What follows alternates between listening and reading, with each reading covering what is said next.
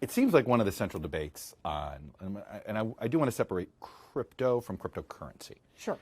Which is, if I buy Bitcoin, am I buying a share of stock, or am I buying a pork belly, or am I buying euros? What am I buying? Are you buying air?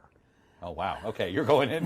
What is it? I'm going in. Yeah, what is it? Because that's the point, is that it's, you're buying something that other people believe either is going to go up in value, presumably that's why you're buying it, or think it's going to go down in value, which is presumably why someone else is selling it. But that's it.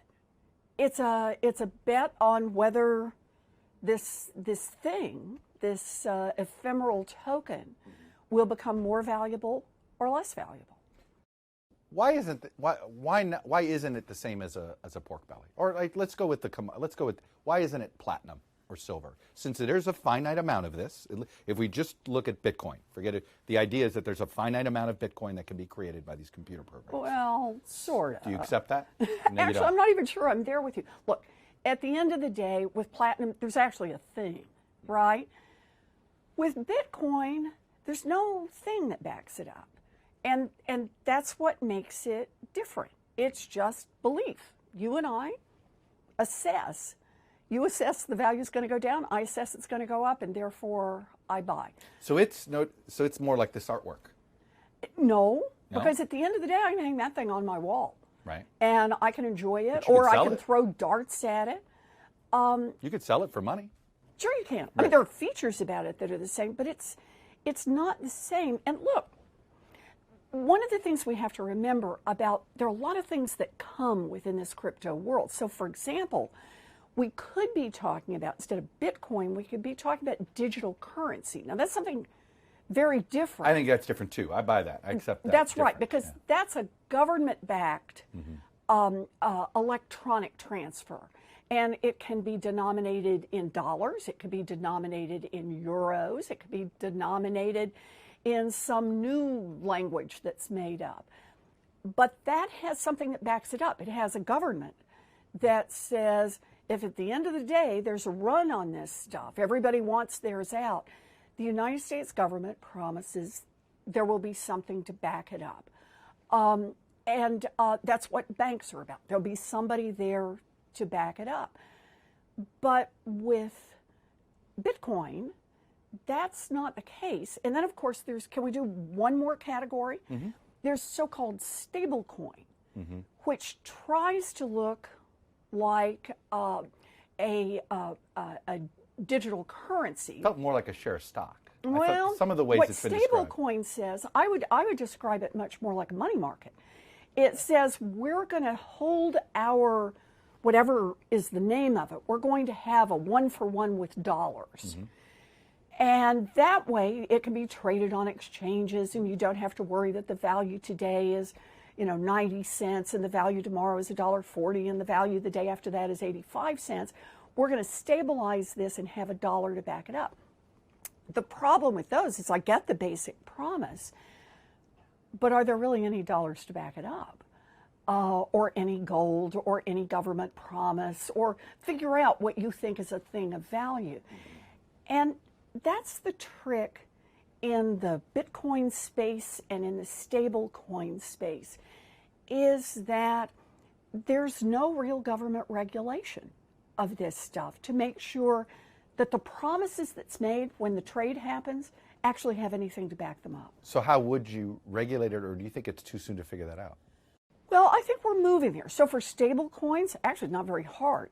You'd say if you're going to make representations, then you actually have to be audited by some independent third-party auditor. Okay. A government would be an obvious one, but it could be somebody else who is independent, confident, trustworthy, and has assets to back it up if they get it wrong. So that's not so hard on stable coins. The harder one is, what do you think Bitcoin is about? If you think it's about being able to transfer value without having to go through banks, and little side note, I think banks have done a really bad job of a lot of the things they're called on to do. Yeah, the biggest advocates of Bitcoin sound like you. Yeah. Right, meaning they want to, right. look, to break up these big banks have been terrible. Right. That's exactly right. And they've cheated consumers, and they've kept prices high, and they're slow, and they won't cash a check, for days on end. Please, the first thing I ever worked on was getting them down from 5. I actually worked on a campaign from 5 to 7 days to 3 to 5 days. There you go. And it was a huge victory. A huge victory, right? That they only held on to your money for 5 to 7 days. Well, it used to be, crazy. right? That was legal for them. It took forever to have a check cleared when Absolutely. I was a kid. So a lot that banks do wrong, if you think we could improve that in a digital world, the answer is sure you could. But in that case, let's do a central bank digital currency. Are you there? Oh, for a central bank digital currency? Yes. I think it's time for us to move in that essentially, direction. because the thing is, when you look at every piece of paper currency we issue, not with coins, but every paper currency has its own identity. Mm-hmm. So essentially, we're prepared for the blockchain now with currency. Should that be how we build this? So I think of it as, again, what's the problem you're trying to solve? And if the problem you're trying to solve is fast, almost frictionless ability to send money across the country, do it rapidly, send it around the world, be able to send it to your cousins in Argentina. If that's what you're trying to solve, a central bank digital currency does that. And you don't really need a stable coin for that. You've already got a dollar denominated. You don't really need a Bitcoin to be able to do that. So then the question becomes, so what is it that the Bitcoin, what problem is it solving for? And now we get into a very different space. Many of those who support Bitcoin say, well, I don't want the government to be the one who manages the currency. I don't want the government to be able to be the transfer medium for sending money to my cousin. A decentralized financial system. Well, it's more than decentralized. It's a non-governmental, no ability to penetrate. And this is where the digital world starts to divide. There are those who say we want to be able to run ours independent of a government, but we want it regulated so people can understand it and trust it. And that means you have to do certain things like banks do, like know your customers, right. so you Little know that you're not reporting, doing drug money laundering, right? Or you're not helping out tax cheats, or you're not helping a country like Russia evade financial sanctions. Then there's another part of the crypto world that says, no, we like it that nobody can tell who came on this system and what they're using this system for. They would describe it as getting away of the prying eyes of the government. But another way to say that is, opening up the door to the money launderers, to the human traffickers, to the tax cheats, to the countries that are trying to evade sanctions. And so how you want to regulate that world and how you want to build regulation, like I said, depends on what you're trying to accomplish here. I think that world should be largely cut off from the cheats and from the money launderers. But not everyone agrees with that. Do you think we're at a point where the toothpaste is so out of the tube on Bitcoin as a digital gold, to simplify the conversation here, that whether you accept the premise or not, it's probably going to end up getting regulated at a minimum like a commodity? So I think it's going to end up getting regulated. But, anytime you talk about the toothpaste being too far out of the tube, I always remember how many people said to me in 2006, 2007, 2008, toothpaste is out of the tube on subprime mortgages and derivatives because billions and billions of dollars were flowing through the system. And then once it blew up the entire economic system, all of a sudden the folks in Congress got religion and said, whoa, on some of this we need to put real regulation in place, and on some of it we just flat need to make it illegal. Do you think the digital space is so big that it could create a credit default swap-like impact on our economy if suddenly a whole bunch of holders of Bitcoin decided, maybe this is air? Yeah. Senator Warren says it's air. Maybe it is. I'm out. And as soon as enough people start saying, I'm out, look, this has worked. The whole digital world has worked very much like a bubble works. And that is, it keeps going up Based on what? Based on additional production? No, based on the fact that it has demonstrated that it solved all these other problems and it is now being used exponentially in areas where it hadn't been used before. Not really.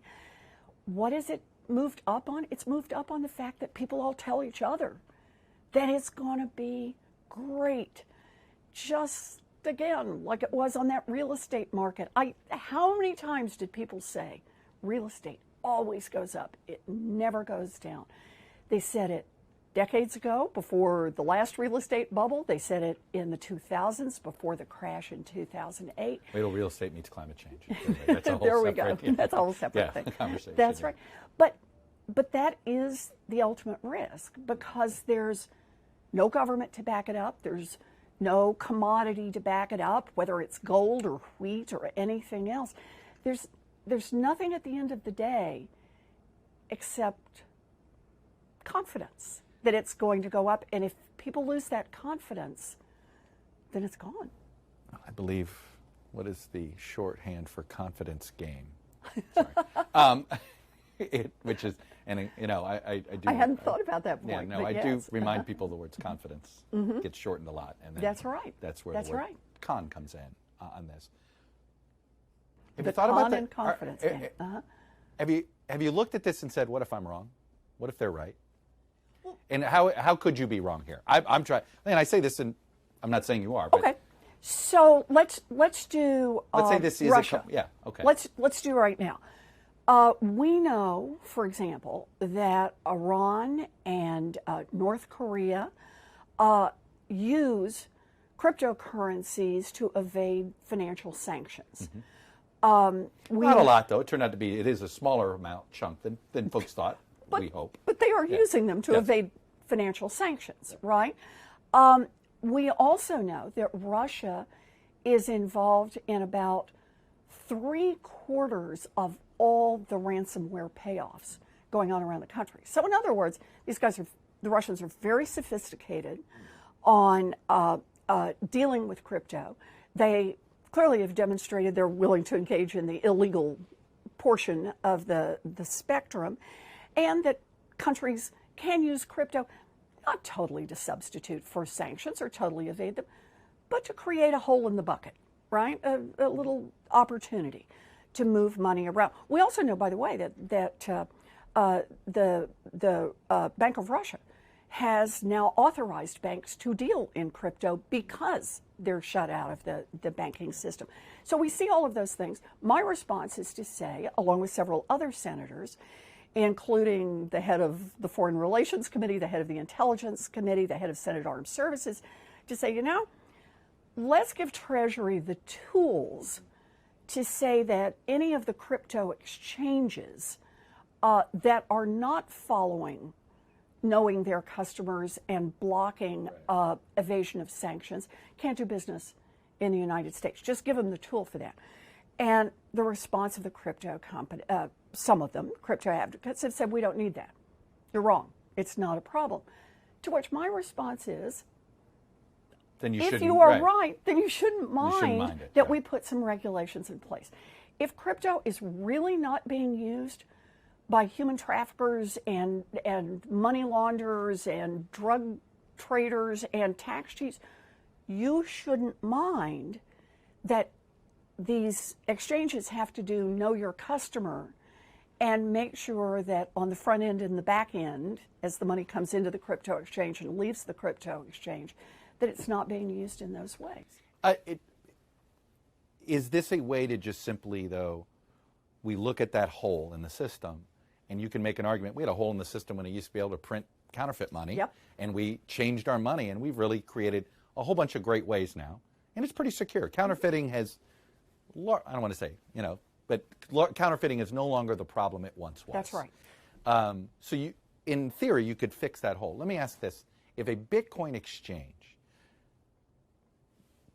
puts itself to the U.S. dollar, are you more comfortable than seeing Bitcoin as a commodity out there? As long as it's based to the U.S. dollar. That's right.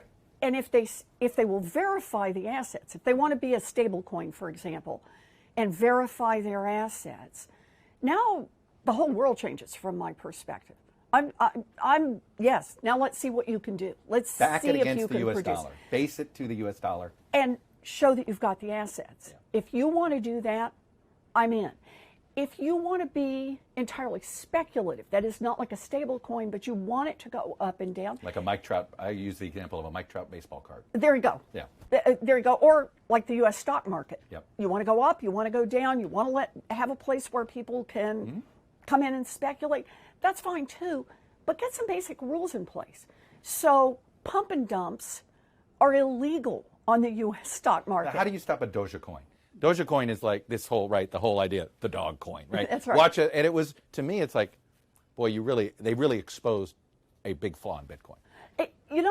I see it this way. I actually don't think that one exposes a big flaw. It says, guys, this is what you said it is. It is, I made this up and I'm having great fun with it, and people then get engaged and they have confidence in it, so they bid up the value of it. The part I care about is that the exchange, the trade, is straight up and honest. So, for example, you can't say to people, come on in, you can come on in, you can trade, and then say, but you know what? If things start to go south, all my friends can cash out first, and you don't get to cash out for 12 more hours. Think about that, right? Because that just means all the people who aren't your friends are the ones who are supporting this and acting as the cushion in the market with their money. Nobody knows how these places operate except to say that you keep getting one story after another where somebody tries to cash out and finds out they can't do it for 12 hours, or finds out they put in $100 and it costs $40 to get back out. It's a question of just basic consumer protection. I used to say this, you can't buy a toaster in America that has a 1 in 5 chance of exploding and burning your house down. And I kind of think that ought to be the standard for mortgages. It ought to be the standard for checking accounts. And it ought to be the standard for Bitcoin. They shouldn't be able to burn you down over it. Just basic safety regulations.